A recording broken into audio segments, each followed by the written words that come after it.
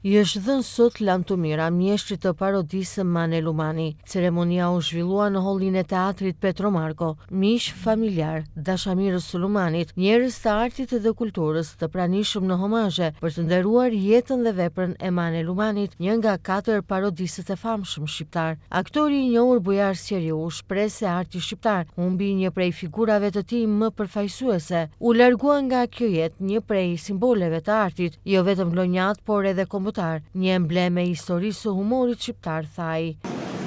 Largimi nga jeta i një prej artistëve simbol jo vetëm të Vlorës, por dhe gjithë Shqipërisë.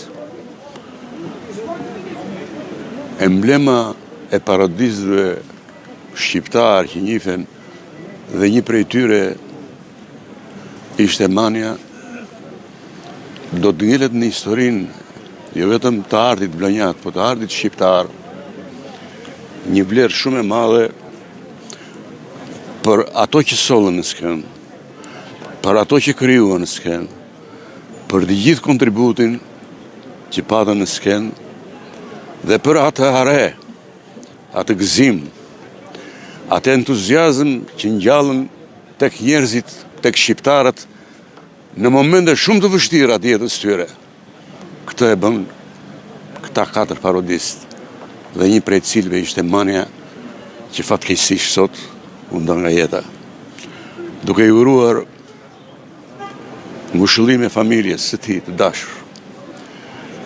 I uroj ngushëllime edhe Vlorës, qytetit ku u rit dhe kontribui gjithë jetën e tij.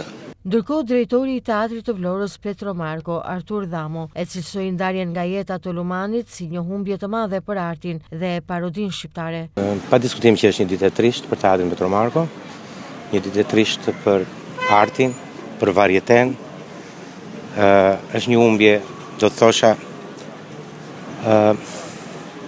për parodinë shqiptare, sepse ai tashmë njihet, domethënë si një nga emrat e 4 së mrekullueshme.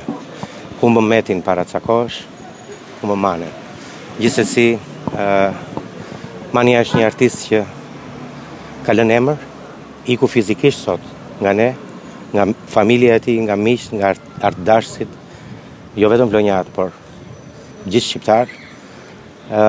Po ka lënë gjurmë, ka lënë humorin e tij të bukur, një artist karakteresh, jo vetëm brenda 4 së mrekullueshme, por edhe personalisht vetë ai ishte një aktor karakteri i mrekullueshëm.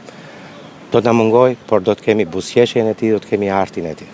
Mes duartërkitjeve u përsoll sot aktori Mane Lumani, i cili prej vitit 2004 për shkak të problemeve shëndetësore ishte tërhequr nga skena, ndërsa aktualisht vuante nga një sëmundje e rëndë. Mane Lumani do të kujtohet si një nga figurat më të dashura të humorit vlonjat, por jo vetëm, një artist me përmasa kombëtare që për dekada me radhë solli buzëqeshje dhe duartërkitje për publikun, duke lënë pas një trashëgimi të çmuar në historinë e parodisë shqiptare.